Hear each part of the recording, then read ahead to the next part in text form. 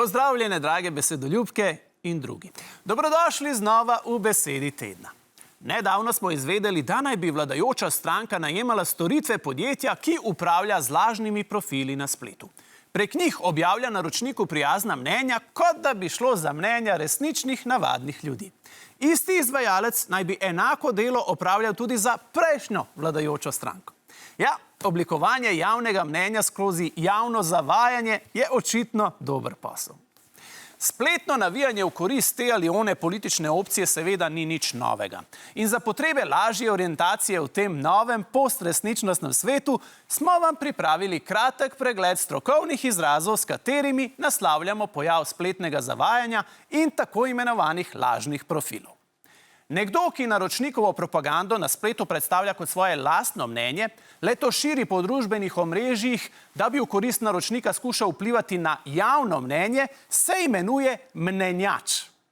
Mnenjači so proti plačilu svoje mnenja seveda pripravljeni tudi spremeniti.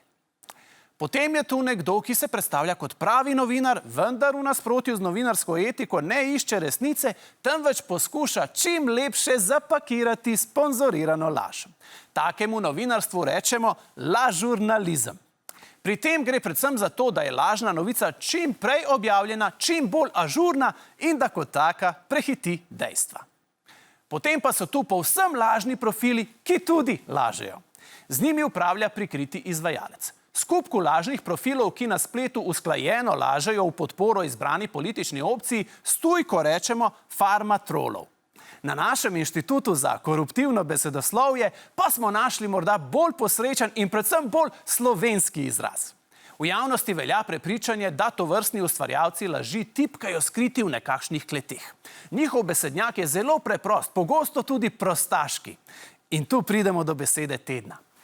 Kletavz.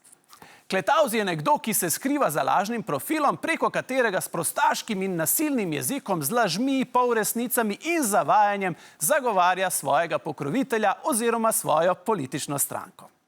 Če ste morda sami nekdo, ki se rad zapleta v politične debate na spletu, bodite pozorni, da ne nasedete kakšnemu mnenjaču, lažurnalistu ali v najhujšem primeru kakšnemu kletavzu, ki je bil naša tokratna Beseda tedna.